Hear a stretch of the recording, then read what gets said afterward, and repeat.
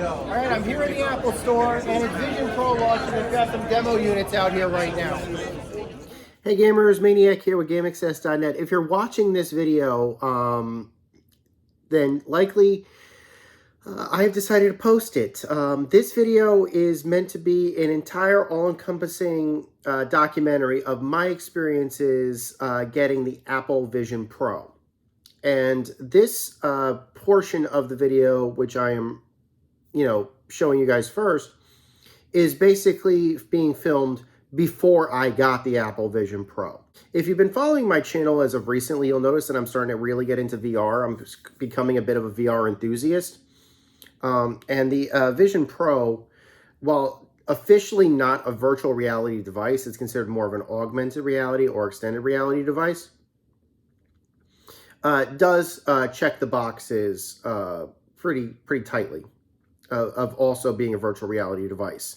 That having been said, this is a kind of device, and Apple has made this pretty clear, that if you are an existing VR enthusiast, you can certainly keep your existing VR headset. I happen to have a Meta Quest Pro. I am not getting rid of that device. I am still going to be using the Quest Pro probably for the foreseeable future, in conjunction with also using the Vision Pro. Two different devices, two different purposes. That was my belief of it. And two different regular uses. Meta Quest I'm going to be using specifically for gaming moving forward. The Vision Pro I'm going to be using for office productivity and also computing productivity, movie watching, that sort of thing. The functions that they announced when they first said, oh, if you look at your Mac screen, it will sync to your Mac and you can use the Vision Pro as your Mac screen. I could really use that. Because I could run my Mac applications on it. That means I could run, if I'm typing up something or something along those lines, I could work on something using the Vision Pro. Great. Other things that interested me about it was the 3D movie applications. Disney Plus in 3D, VR, watching movies. And I've seen a lot of Disney's 3D movies in the cinemas. And unfortunately, I haven't been able to watch them again, since they went to home video, because 3D home video is not really a thing anymore. But I remember really enjoying watching The Force Awakens, Star Wars Episode 7 in 3D. I remembered tremendously enjoying Avengers, the original Avengers in 3D. That sort of thing, basically. Avengers Endgame I enjoyed in 3D, that sort of thing. So, needless to say, one of the things that I'm really interested in is to go back through the iTunes catalogs and see what they've ported to 3D, what's available in 3D for, buying and renting on iTunes. Or in this case now it's considered Apple TV, but back in the day it was considered iTunes. So that's going to be exciting. Yeah, so, and on top of that, there's going to be a whole bunch of third-party applications that we don't even know about that are going to be coming. Some of those may be gaming related, we'll see. But just out of the box, it's basically a Mac computer for your face with high-end hardware. It's an M2 processor with 16 gigs of RAM. You pick the amount of storage. It's got Wi-Fi. It's got Bluetooth. It hooks to a keyboard, no differently than your Mac Mini will, or your Mac Studio will. And as somebody who has become, a Mac user who has used Mac products within the past 2-3 years, it's exciting. I thought it was exciting. What was it like buying it? Well, I knew going into it what it would take to pre-order one. They made the announcement that pre-orders would start on Friday at 8 a.m. my time. And that I would basically have to use some type of Face ID equivalent device if I wasn't going to show up at the store to place the order. I grabbed my iPhone, which had Face ID. I opened the application in anticipation. The Apple Store was offline in anticipation for the device release. So you couldn't make any purchases around, I would say, between like at least 7 and 8 o'clock my time. 8 o'clock came around, I refreshed the application, I got in, immediately started tapping for the order. This is where I learned that 256 storage is not the only storage capacity of the Vision Pro. For a few hundred extra dollars, similar to a MacBook, or probably maybe a better equivalent would be an iPhone, you could get higher storage capacities for your device. And I bumped it up. I think I met in the middle. I found out that it could offer 512 gigabytes and 1 terabyte storage. I figured let's meet in the middle, and I'll do a 512 gigabyte storage. My plan for it was I was probably going to be running 3D video on it. That was my intention. Most of the 3D video that I planned on watching on it was probably going to be streaming, so I figured I didn't need storage for that. But who knows how big the applications are going to be for it, so I figured 512 was going to be a good middle. I mean, I could be wrong, but the way I figured it is if I was going to have 1 terabyte of storage, or if I was going to need more than 512, then I could always just offload 3D films and applications and stuff like that to something else that had larger capacity, like my Mac or my iPad or because obviously AirDrop is a thing. So I figured if I had applications that, you know, I really wanted to save, but I was running out of space, I could just put them on another device, and that would be okay. The store does make you tell it flat out if you wear glasses or contacts or not. If you've had eye surgery, it will ask you that question. I told it no. That saved me a little bit of time in the purchase process, but I still had to say no. I don't wear contacts. No, I don't wear glasses. No, I don't have any. I didn't have any eye surgery. I think you even had to ask. It asks you if you had to take any eye medication, if you were on any eye medication. I can't remember about that. Might be misremembering that portion of it, but it was pretty specific about it. So I can't comment about that part. I'll get into it a little bit later. Next question it asked is if I wanted AppleCare. The cost of AppleCare is $500 for 2 years. That to me was too much for too brief a time. There, I'll say it. If it was longer than 2 years, or if it was less than 500, I would pay it. But for me, 2 years for that much is not enough time to be worth it. If it would have been 3 to 5 years, somewhere in that, if it had been lower, then I probably would have gotten it. But to me, 2 years for 500 was not really enough. Then I had to make a decision about how I was going to pay and how I was going to receive it. I do know that Apple Store obviously gives you the opportunity to just simply have it shipped to your house. Or the alternative was to pick it up at an Apple Store, basically place the order and go to the Apple Store to pick it up. I chose to go to the Apple Store to pick it up. And I think that's what saved me, because I did actually get the A-OK to, for the time slot that I wanted. I knew that 1 or 2 of my peers wanted to possibly go with me on release, so it said you have to make an appointment, and here's the available times. A lot of people were having problems getting time slots when their cards were being rejected. I don't think it was that.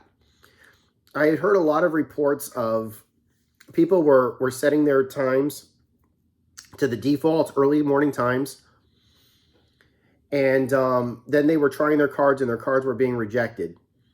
I don't think that was why I don't think their cards were being rejected because of bank issues or Apple Pay issues. I think the issue was that the time slots were filling up before they had actually hit pay. And something that worked in my favor is that I didn't pick the default time. I intentionally got a later in the day appointment, but before I even hit pay for the first time. This is exciting. So I'm actually going to be able to get one on day one. I did actually go to the Apple Store that I placed the order at over the weekend. And the reason why I did that was because I wanted to ask them some questions about what were they going to allow during the day of release, the pickup day. And so I go over there to pick up some odds and ends. I picked up a keyboard for my wife. I picked up some extra charging cables. From what I can tell, the Vision Pro uses the USB-C cables as well as those 30-watt power bricks, very similar to the power bricks that you would typically use to charge your MacBook. or one of a few of the model MacBooks. So I ended up picking up some of those just because it's always useful to have spares. And I asked the technician as they're ringing me up some questions about the release day. And I assured him that I did have an order placed and that it was confirmed and I would be showing up at the day and the time. Unfortunately, she didn't know too much about how the experience was going to go, but she was more than happy to answer my questions about just a couple logistics questions like, okay, I'm going to go. My father is going to likely be with me for no other reason than he needs a new iPad. And so imagine him being a +1, for example. Would you allow him into the store to make his purchase while I'm, off getting fitted or whatever it is that they have to do? And they told me, yes. Yeah, we will be placing, for if he's coming in for something other than a Vision Pro, we would be happy to accommodate him on release day, even if we are working on the Vision Pro with other customers. We're going to have people in the store that will be able to assist him. I said, great. Second question. If he is with me during the pickup process, I'm assuming I'm probably going to get some type of briefing about the device or something along those lines. The answer was, would he be barred from watching that briefing if he so happened to be in the store when the briefing was happening to me, or when my fitting was whatever had to happen? And she assured me that no, we will not kick him out, nor will we restrict him from watching the briefing if it just so happens that he's with you during the demonstration process. So, we're going to see if that's actually what happened. Well, we're a day away from the release of the Vision Pro, and I've got my final preps all done. As of 2 days ago, the video started getting released of early reviews of the product. And I'll be honest with you, if anything, these reviews have actually made me more excited to pick this thing up tomorrow. That having been said, there were 2 comments that I really appreciated, or there were a couple of things that were mentioned in the reviews that I thought were very useful to me as a day one purchaser and solidified what I was planning on picking up along with the Vision Pro when I go there to pick it up tomorrow. And one of those things is I'm going to get a travel case. The official carrying case for the Vision Pro looks great. We'll be able to carry pretty much everything that you need along with it, and it'll be able to hold your device, hold your battery, stuff like that. So I'm definitely going to pick up one of those official Vision Pro travel cases. The other thing that I'm definitely going to be picking up is, no, I am not picking up a battery. I'll talk about that in a minute. Is going to be an Apple keyboard, a Bluetooth, just regular Apple Mac keyboard, not Touch ID, not numpad. And the reason why is because the Vision Pro will interface through Bluetooth with like keyboards and trackpads. It does not support mouse. You will not be able to use a mouse for it unless you're planning on using a mouse when like you're doing a Mac interface. But you will be able to use both a trackpad, and I hate trackpads, so I'm not getting one of those. But you will be able to sync up through Bluetooth a keyboard. Now, I currently have all of my Mac keyboards in use. And I don't like using the Mac keyboard for my iPad usage or my iPhone usage. I prefer using the case keyboard that is offered for my iPad Pro. That's actually what I prefer to use. And I'm going to probably pair that up with the Vision Pro. I am not going to buy another battery. But then again, I do appreciate the fact that Apple is offering to include, to sell separate batteries for this unit. So if I appreciate it so much, why didn't I buy one? And the reason why is because given how the interface on this thing works, you don't hot swap batteries. And if you can't hot swap batteries, there's no point in having more than one of them. That having been said, selling batteries separately is still useful, because what if your battery breaks? What if there's a problem with what if your battery can no longer accept charge? If it's not an integrated battery, which it is clearly not, and I'm very happy about that. The Vision Pro's battery is separate, not integrated, and can be removed and replaced. Unless that battery dies, or Apple in the future decides they're going to release a higher capacity battery, I'm fine with just simply using the stock battery. Vision Pro charges with a USB, or you basically can charge the battery using a USB-C to USB-C cable, sometimes referred to as a Thunderbolt cable, Thunderbolt 3 cable. It's basically a 245 watt, I think, the USB-C. And it also includes in the box, from what I've been told, and according to the reviews confirm this, a 30 watt power brick. So I already had a couple of spares of those in stock just in case of emergencies. I will be, if I didn't have them, I would have gotten them, but it's because it's always useful to have spare cables. So we'll see how things go tomorrow. Okay, it is launch day, and I'm recording this video just before I go to pick up my order at the local Apple store. I did receive an email just before, just last night basically, confirming that your pickup time is such and such time on Friday. Please make sure to provide us the Apple Wallet we provided, as well as your photo ID so that we know it's you picking it up.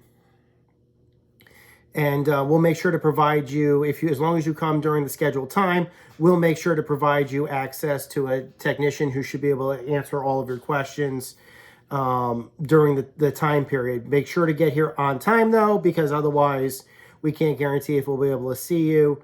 But that having been said, we're going to hold your order for 7 days, So, great. I don't have to pick up any lenses, but hopefully this is a good opportunity for me when I do go to pick up, that I end up able to get if I'm going to have somebody assigned to me to pick it up when I'm going to be there. That should make it easier for me to pick up the accessories I mentioned in the previous part of the video. You may also notice that I look a lot different than I did in my previous video as well. My own wife hasn't seen me looking like this. I intentionally went out to get my hair cut, as well as to get my beard trimmed down. There's many reasons as to why I'm doing that. Particularly, I wanted to make sure I had a good fit with the headset. And I know that the headset is also going to do a facial scan on me. So I wanted to make sure that when it does a facial scan on me, my beard is of a such where it doesn't make the image, or the AI image generated, or the 3D image, I should say, would be a better one. I don't want the 3D capture to be fuzzy, essentially, when I'm doing FaceTime calls through the headset. So, yeah, I look a lot different. My hope is to be able to get some pictures or some video of what the Apple Store looks like during the launch time. Possibly get some pictures or video of my briefing. Probably the next video you're going to see is either me picking up the Apple Vision Pro or me unboxing the Apple Vision Pro. Stay tuned. Here's the thing, it is expensive, and I tell people that, it definitely is for very particular types of people. Until they use it, Is it for well, it can be for businesses, but a lot of it has been shaped around entertainment.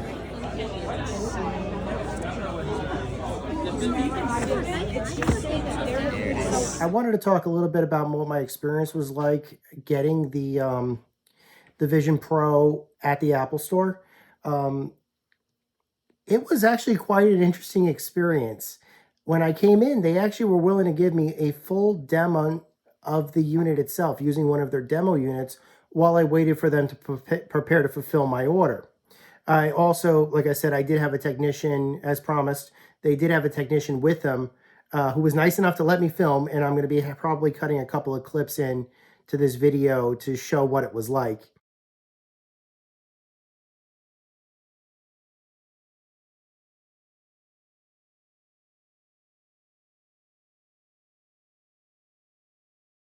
They put me over at the demo station to show me the Vision Pro for the first time, and I actually got to wear it and take a look at just the interface. I got to do a calibration of my eyes, just so that I could become familiar with how the eyes and how the hands tracked and things like that. And once that happened, they showed me some 3D spatial videos, as well as showed me how to navigate panoramas and things like that. They showed me how to mess around with the scene spaces, how to open applications, that sort of thing. I can definitely confirm that eye tracking worked perfectly as expected. I can also confirm that quality of the pass-through for the video. There was a tint, kind of like if you were looking at it through like sunglasses or something like that. So it wasn't as bright as the environment itself was. There was, at least to my eyes, it looked like it was tinted, although that might have to do with the brightness settings of the demo unit. Because the video that I watched, the reason why I think it was tinted on the pass-through level was because, how do I put this? Any content that I was playing on overlay looked perfectly bright. So it looked like I was wearing sunglasses, or at least it felt like I was wearing sunglasses to the world around me. But anything that I was looking at specifically, whether it was a photo file or the interface of the Vision Pro for Vision OS, all looked totally normal at a very good brightness, HDR 4K. And we watched a whole bunch of, I watched a demo, a trailer for Apple TV's spatial video series that they're going to be bringing in. I got to see a rhino in 3D. That was pretty cool. A real one. I did get to watch a woman on tightrope walking. And I did get to see, I think it was Alicia Keys doing a song in 3D space, which I thought was kind of cool also. Resolution. This was like ultra high resolution as opposed to like low resolution or standard def. So, and I know, in comparison of like, again, I have a MetaQuest Pro. I've watched their 3D videos and I've enjoyed their 3D videos. I will tell you, the video quality playback on the Vision Pro it's like night and day. It's like DVD versus Blu-ray, or probably 4K Blu-ray would probably be more accurate. So when it comes to video playback for things like, I got to watch like the trailer for Super Mario Brothers, which I actually saw in the cinema in 3D. And I can tell you that the experience of watching it was no different than seeing it in the 3D cinema. I got to watch, video that was recorded both through the Vision Pro and through the iPhone 15 Pro, and they both also looked phenomenal. Panoramas that were taken with just regular iPhones looked phenomenal. And you could definitely, zoom in on them and things like that. You couldn't zoom in if it was in immersive mode, but you could zoom in if you were just looking at the image itself outside of immersive. But you could pinch and zoom. He showed me the gestures. He showed me what to look for, how to manipulate screens, how to place screens or move screens around in 3D space. It will take some getting used to for some people, but so did, at least for me, so did messing around with the iPhone interface when I got my first iPhone. So pretty soon, I could imagine it was very intuitive. It worked. Like when you did this, it worked. It registered. When you looked at something, it registered. The only trick is basically just getting used to, looking and clicking and looking and clicking. Basically, that's going to take at least a few hours of playthrough for me to mess around with, to get used to. But I can assure you that when I did this. Although I'm probably going to look weird, and I said this during the demo, it's like, what if I did this? What if I was doing this? And it registered. I said it's probably not going to register as well in front of your face because it's designed, the sensors are down here, basically. So you'd probably be better off. We had a table, so the table was probably blocking, some gestures, basically, depending on where the placement of my hands are. But when I'm going to be working, I'm not going to be working at a desk. I'm going to be working where my hands will be visible to my peripherals. So yeah, but yeah, the demo itself was phenomenally cool. And here's just one little tidbit afterwards that I thought was kind of interesting, at least from my experience. While I was waiting for my order to be brought out, and I was processing and they were processing everything, there was an elderly couple that was sitting at the same table across from me. I believe they were attempting to do some type of data recovery on their Mac laptops. And, data transfer, I should say, would probably be a better word. It looked like they were probably doing a data transfer. And while I was waiting, they brought the unit out. Like, they brought the unit out. And the gentleman looked at what was being brought out with no clue of what he was, just no idea. And I looked at him and I told him, "Oh, it's a Mac for your face." And he was like, "Ah." And the other geniuses are like, "Mac for your face. I like that." Anyways, that was my experience at the Apple Store. I picked up the accessories that I wanted. They were happy to sell me the accessories I asked for because they had them in stock. Yeah, fun experience.